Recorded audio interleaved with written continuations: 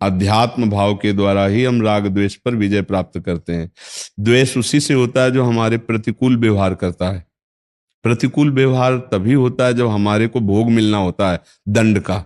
जैसे कुछ नहीं तो हृदय जल रहा है, उसके प्रति सोच सोच के हम जल रहे हैं व्यर्थ में, तो वो जो ताप हो रहा है वो हमारे पाप को नष्ट कर रहा है। निश्चित मानिए, अगर आध्यात्म को स्वीकार करेंगे तो किसी से द्वेष करने की जरूरत नहीं है। जो हमसे द्वेष करना है उसके प्रति भगवत भाव रखना और सह जाने की जरूरत है। बहुत उन्नति होगी, लौकिक और पारलौकिक दोनों उन्नति होंगी यदि द्वेष को सह गए।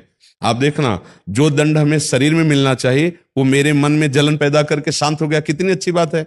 जैसे कोई हमारी निंदा करता है और हमारे कान में पड़ता है कि वो अमुक आपकी निंदा कर रहे थे या सामने कर रहा है, तो जो हमको भारी प्रारब्ध भोगना पड़ता वो निंदा करके हमारे प्रारब्ध को नष्ट कर रहा है, अपने ऊपर ले रहा है। कितना कृपालु है वो। द्वेष लायक थोड़ी है, वो तो आशीर्वाद देने लायक है कि भाई मुझे जो दंड मिलता शारीरिक वो तुम अपनी जबान से निंदा करके काट दिए, कितनी बड़ी कृपा। पर हम अज्ञानी होने के कारण हम बुरा मानते हैं और उसके प्रति द्वेष कर लेते हैं कि हमारा कुछ लेना देना नहीं, फिर भी हमको निंदा करता है, हमको कष्ट देता है, हमारे प्रति द्वेष भाव रखता है। ये अध्यात्म ना होने के कारण, ज्ञान ना होने के कारण हम ऐसा, यद्यपि वो हमारा बहुत बड़ा मित्र है। एक बार अयोध्या के राजा थे तो उन्होंने वशिष्ठ जी से कहा, वशिष्ठ जी कुल परंपरागत आचार्य रहे, तो उनसे कहा कि उनको गलित कुष्ठ था, जो सब जगह शरीर सड़ने लगता है, तो हो जाता है पूर्व पाप के अनुसार। तो वो कभी कभी राज दरबार में जैसे आते तो सब ढक के आते। तो वशिष्ठ जी से कहा, प्रभु ये क्या है, मैं चक्रवर्ती सम्राट हूं पुण्य बल से, लेकिन ये, तो उनका तुम्हारा पाप है, इसको भोगना पड़ेगा। तो बोले प्रभु कोई उपाय है कट जाए? तो बोले औषधियों की तो ताकत नहीं कि गलित कुष्ठ कट जाए, पर एक उपाय है, यदि पूरा नगर तुम्हारी निंदा करने लगे तो तुम्हारे पाप कट जाएंगे। तो बोले क्या करूं? बोले उपाय हम बता रहे हैं, तुम्हारे बड़े भ्राता युद्ध में मारे गए थे, उनकी पत्नी है, तुम 8 बजे से 10 बजे तक जाकर भगवान का चरित्र सुनाओ उनको, रोज कथा सुनाने जाओ 2 घंटे, 8 से 10 बजे तक रात्रि में कथा सुना के वापस आओ, बस इतना तुम्हें करना है। अब जो ही शुरू किया सो कुछ दिनों बाद निंदा शुरू हुई कि यार हम तो समझते थे कि धर्मात्मा है, पर है तो पापी, वो ऐसे कुष्ठ भोग रहा है, और देखो उनके यहाँ रोज जाता है 8 से 10 बजे तक, तो अब ये जाता है इसका मतलब राजा है, कुछ ना कुछ गलत। अब वो भावना ऐसी बनती चली गई, पूरे नगर में प्रचार प्रसार हो गया कि राजा गलत भाव से अपनी भाभी के पास 8 से 10 बजे रात्रि, और वहां भगवत चर्चा वशिष्ठ जी की आज्ञा सुना, फटाफट उनका कुष्ठ नष्ट होना शुरू हो गया। पूरे नगर की ऐसी निंदा हुई, उनका महाराज अब तो जिया नहीं जा रहा, ऐसी निंदा हो रही। बोले चुप रहो, अब कष्ट तो सहला पड़ेगा, अगर कुष्ठ नष्ट करवाना है तो निंदा का कष्ट सह लो। जो ही पूरे नगर में भरपूर निंदा होने लगी उनकी, ये धिक्कार है ऐसे राजा को, सब गलित कुष्ठ खत्म हो गया, केवल नाक में रह गया। तो उनका गुरुदेव नाक में रह गया। बोले ये खत्म नहीं होगा। बोले क्यों? बोले ये हमारे हिस्से का है, हम निंदा करेंगे नहीं, क्योंकि हम जानते हैं तुम्हें किस लिए भेजते, इसलिए नाक का गलित कुष्ठ।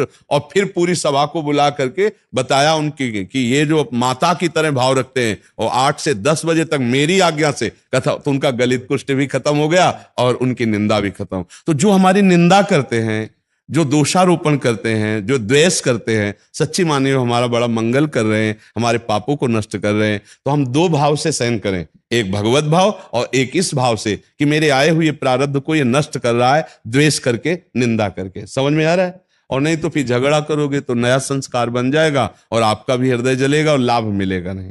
भगवान कोई स्वार्थी नहीं कि यार पैर छू लिए तो खुश हो गए, हाथ जोड़ लिए तो खुश हो गए, खवा पिया दिया तो खुश हो गए, अगर नहीं पैर छुआ, नहीं हाथ जोड़ा, नहीं खवाया पिया तो नाराज हो गए।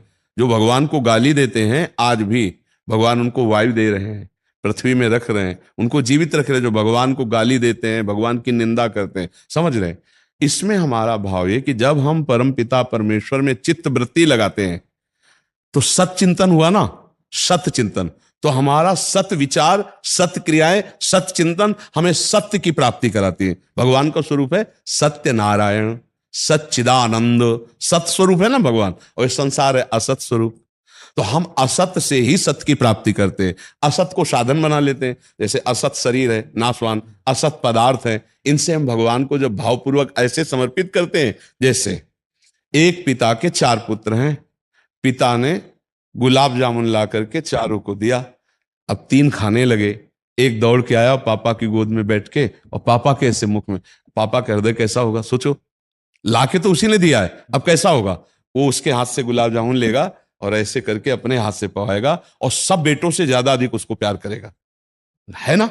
बस यही हमारा भोग लगाना होता है। मुझे प्रभु ने ही सब कुछ दिया है, पर हम जब उनको पहले बनाकर ऐसे, तो उनका दुलार मिलता है, जैसे वो पिता को उस पुत्र को दुलार मिल, वो वापस कर देते ना सब भगवान, हम ही को तो वापस कर देते, पाना तो हम ही को होता है। तो भगवान कोई स्वार्थी नहीं है कि आप उनकी पूजा करो तो प्रसन्न हो जाएंगे, आप उनको दंडवत करो तो प्रसन्न हो जाएंगे, नहीं तो नाराज हो जाए, नहीं।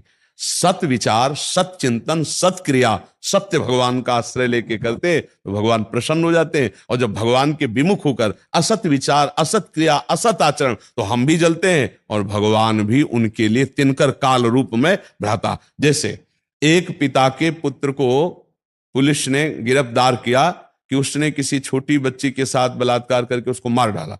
उसके पिता से पूछा गया कि तुम्हारा पुत्र ऐसा आचरण किया, तुम क्या चाहते हो? बोले यही चाहता हूं कि जल्दी से जल्दी उसे फांसी दी जाए और मैं कभी उसका चेहरा ना देखूं।